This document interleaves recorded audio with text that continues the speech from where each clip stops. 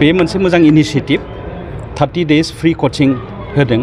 3rd grade आरो 4th grade जबनि थाखाय दा बिनि आवगायाव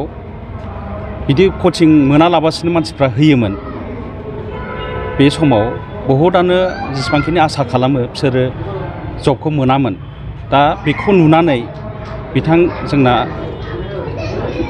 बिश्वजित दैमारी सारा MLA आरो जोंनि स्पिकार आसाम लेजिस्लेटिभ एसेम्ब्लिनि बिथांनि इनिशिएटिभजों एसपायार आसाम लोगो नांनानै फ्री कोचिं बे होदों दा बे फ्री कोचिं होनाया जोबोद मोजां रेसपन्सखौ नुनानै बेखौनो नुयो फ्राय 400 जन मानसि फ्री कोचिं लानो बाव फैदों दा बेहाय मानसिफ्राथ' लुगैयो जब मोनजानो लुगैयो खिन्थु जबनि थाखाय माबोरै प्रिपेयार खालामनांगौ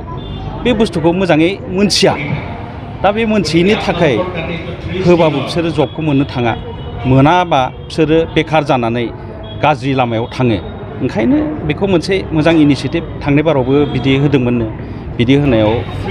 पार्सेन्टेज मोननायनि पार्सेन्टेजआ एसे बांसिन जादों आं दा बेहाय बुंनायनि पइन्टआव बेखौनो आं बेहाय ट्रेनिंनि बे इन'ग्रेसनाव बेखौ बुंदों जे जबनि थाखाय प्रिपेयार खालामनानै जब मोनखांनानैबो माब्रै कन्ट्रिबिउसन होनो हागोन ससाइटियाव मोनखांनानै माब्रै आरो गोजौआव जांख्लाजों गाखोलांनो हागोन बिनि सायाव एसे मानसिफोरखौबो बुंबाय दा बिनि सायाव बुङोबा जोंनि व्यक्तित्वनि खोथा फैयो आरो पार्सनालिटि डेभेलपमेन्टनि आं पार्सनालिटि डेभेलपमेन्टनि सायाव बुंनो साबसिन मोनो बिभिन्न कलेजावबो थाङो इउनिभार्सिटिसफ्रावबो थाङो दा मानसिफ्रा व्यक्तित्वखौ डेभेलप खालामनांगौ व्यक्तित्वआ मोजां जाबानो साख्रिनि मोननाया गोगोरि इजि जाहैयो दा बेहाय कचिंआथ' मोनखागोन दा कचिंखौ माबोरै फकास खालामनांगौ मोनखांनानै माबोरै प्रमोसन जानांगौ बे खोथाखौ बांसिन आङो स्ट्रेस खालामनानै जोंनि बेहाय जेसेबांखिनि इयुथ दङ बे इयुथखौ आं मोजां लामायाव थांगोन होननानै आं बेबादि साननानैसो मानसिफोरनि सिगाङाव आं बुङो दिनैबो बेखौनो बुंदों मोजां मोनदों रेसपन्सआ बहुत मोजां इसिबां रेसपन्स मोजांबा आं सानदों जे जोंनि उदालगुरि टाउनथिंबो बिदि खालामनांगौ होननानै आं सानदों आरो जायगा जायगा जों जुदि बिदि खालामोबा जबाथ' बहुत ओंखारबाय थागोन बे जबाव जोङो जोंनि मानसिया मोजां गाइडेन्स मोननानै होयोबा जोङो साक्सेस जागोन होननानै आं सानो मोजां आंथ' पार्सनेलि सानो जे UPSCखौ जों प्रिपेयार खालामनो थाखाय सुबिदाखौ होनांगौ आंनि उदालगुरियाव आंबो मोनसे फिसा बिदिनो आं इनिशिएटिभ लादोंमोन दा बे इनिशिएटिभआव मानसिफ्रा बहुत उत्साह बेखौ गभर्नमेन्टनिफ्रायबो सापर्ट मोननांगौ बिजनेसमेनफोरनिफ्रायबो सापर्ट मोननांगौ वेल विशारफोरनिफ्रायबो सापर्ट मोननांगौ खारन एडमिनिस्ट्रेटिभ एरियायाव जोंनि बिनिफ्राय थांनाया बहुत दरकार बहुत खम जेनेबा IAS अफिसार्स होनोबा बांसिनानो आसामनि बायह्रानि बिहार होन साउथ इन्डिया होन बिसोरो बहुत मोजां प्रिपेयार खालामो सुबिदाबो मोनो दा लासैनो जोंनि एरियायावबो UPSC APSCनि थाखाय कचिं सेन्टार गुवाहाटीयाव जादों लासै लासैनो बेबादि ब्रान्च जानानै फैदों बेहाय गभर्नमेन्टआ मोजां सापर्ट होनांगौ आं सानो वेल विशारफ्रा मोजां सापर्ट होनांगौ आरो स्टुडेन्टफोरखौ एवेयारनेसबो क्रिएट खालामनांगौ कलेजफ्रावबो एवेयार खालामनानै बिसोरखौ इच्छा जाहोनाय बेबादि माइन्डसेटखौ लाबोनांगौ जे IAS जायोबा जोंना जायगाया जौगागोन आरो नोंसोर बादियानो IAS जानो हागोन नोंसोरनो जों सुबिदा होगोन नोंसोर फै आरो बेनि थाखाय जों होगोन आरो नोंसोर सुबिदा मोनबा नोंसोर जायोबा जोंनि एरिया मोजां जागोन होननानै बेबादिबो एवेयारनेस खालामनाया खुब दरकार आं सानो जे जोंनि एरियायाव पटेनशियल गोनां बहुत दङ आसामनि बिथोरावनो जेनेबा हायार सेकेन्डारि एग्जामानो होन बा मेट्रिकनि एग्जामानो होन बाय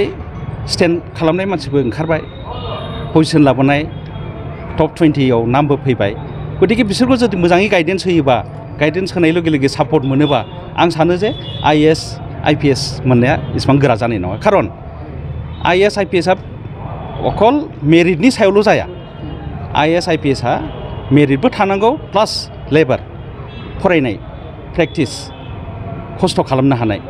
बेखौ जोङो मोजाङै फोरोंनो हानांगोन बुंनो हानांगोन जे जाय मानसिया बहुत खस्थ' खालामनो हायो मेरिटबो दं बिसोरखौ रावबो लाखिनो हाया जोंनि जायगायाव बिदि जानांगौ IAS IPS जानांगौ बेफोरनि थाखाय प्रिपेयार खालामबा APSC आव इजि जाहैयो IAS IPS UPSC नि थाखाय प्रिपेयार खालामबा APSC नि थाखाय बिराद गोरलै जायो आरो बेफोरखौ मोनोबा जोंनि एरिया बांसिन मोजां जागोन साबसिनगोन पावाराव थानांगौ पलिटिक्सआव थानांगौ power politics power administration power businessmen बे मोनथामासो फुरा देशखौ सालायो बे मोनथामा बहुद डेभेलप जानांगौ बेहाय मोनसे जोबोद खावलायनाय थादों नोंथाङा जिहेतु सासे मटिभेशनेल स्पिकार होननानै जों एसे मिथिनो मोननाय जादों आंथ' सानो जोंनि हारिनिखौ जुदि बुङोबा आं आगोलावबो बहुद भितरुवा गामियाव कलेजावबो मटिभेशनेल स्पिच हैबाय 2006-07 जमदुवार होननाय गामियावबो थांदों आं क'क्राझाराव लरेन्स बिथाङा आबसुनि जेनेरेल सेक्रेटारि बिथाङानो आंखौ लांदों जेरावबो सोब जायगायावनो लांदोंमोन बा अबेबा कलेजाव आं थांदों जमदुवार कलेजनि खोथाखौ बुंदों आं बेहाय पास पार्सेन्टेजआनो 3%ल' 3% पास पार्सेन्टेज माने 100 जननि बिथोराव साथामल' पास जायोनो दा बेखौ जों नायोबा 3% होमबा पेरेन्ट्सनि दस ना टिचारनि दस ना एनभाइरनमेन्टनि दस बेखौ जों स्टाडि खालामनांगोन आरो बेखौ जोङो थिक खालामनो हानांगोन पटेनशियेला दङ बयनावबो दङ जोंनि कमिउनिटिनावबो बहुत दं बर'खौनो बुं बहुत पटेनशियेल दं खिन्थु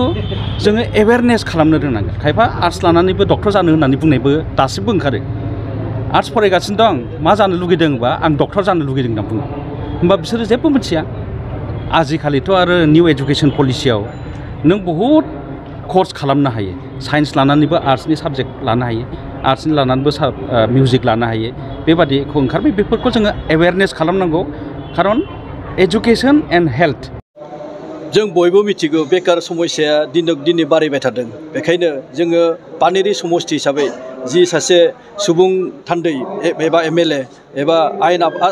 आसाम आयेन आफादनि मानगोनां बुंथिगिरि बिथां बिश्वजित दैमारिनि दैदेननायाव थांनाय बोसोरावबो जोङो फ्रि कचिं होदोंमोन आरो देग्लायबो जोङो जिहेतु माने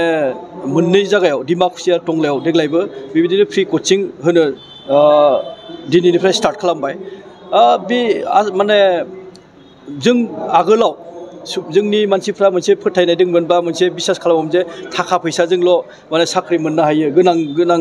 दुखियाफ्रा मोना गोनां मानसिफोराल'सो साख्रि मोनो बे मोनसे दङमोन खिन्थु थांनाय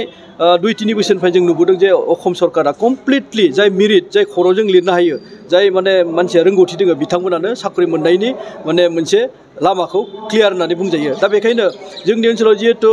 माने गोबां दुखिया माने ओनसोल हिसाबै दुखिया न'खरफ्रा गुवाहाटियाव थांनानै मंगलदैयाव थांनानै फ्रि कचिं लाहैनाय एबा कचिं लाहैनो हाया माने गोबाङानो लाहैदोंब्लाबो गोबाङानो लानो हाया बेखायनो बिथांमोननि सुबिदानि थाखाय बिथां बिश्वजित दैमारि बिथाङा नैबे मोनसे फ्रि कचिं सुबिदाखौ खालामना होदों आसा फारिदों बिनिफ्राय फैबाय थानाय दाखालि बय 12,600 आरो पुलिसनि एडभार्टाइज होखांबाय बेनिफ्राय फैबाय थानाय जिखुनु आरो बिटिआर गभर्नमेन्टआबो जिहेतु लानो गोनां 3rd ग्रेड 4th ग्रेडनि एग्जाम बेयावबो जाहाथे खामानियाव फैनाय बायदि बे मोनसे कचिं क्लासखौ होनाय जादों मोनबेसे सेन्टार खुलिदों जोङो मोननैब्लाबो जों डिमाकुसियाव मोनसे आरो टंलायाव मोनसे डिमाकुसियाव 300नि बांसिन गोबां जानायखाय मोननै सेक्सनाव जों क्लासखौ खालामगोन फुङाव मोनसे आरो बेलासि मोनसे थिग बिदिनो टंलायावबो जोंहा जिहेतु स्टुडेन्टफ्रा गोबां जादों दिनै फैदों आरो बांनो हागौ गाबोनफोर बेखायनो बेखौ नोजोर बोनानै जोङो बेहायबो फुं बेला मोननै क्लास खालामनाय जागोन एक्सपार्ट हिसाबै सोरखौ लाबोदों जोङो एक्सपार्ट हिसाबै आसाम एसपायार आसाम होननाय मोनसे इन्स्टिटिउटनिफ्राय फेकाल्टिफोरखौ लाबोनाय जादों थांनाय बोसोराव जोङो एसकेबिलेटर होननाय लाबोदोंमोन देग्लाय आसाम एसपायारनिफ्राय लाबोदों बिथांमोननिफ्राय 7 जन रोंगौथि फैदों फोरोंगुरु फैदों दा बिथांमोना बहुत एक्सपार्ट हिसाबै जों आसा फारिदों जोंनि स्टुडेन्टफ्रा जुदि मोजाङै गोसो होनानै लायोब्ला निस्सय बिथांमोननि जिउ दानायाव खामानियाव फैगोन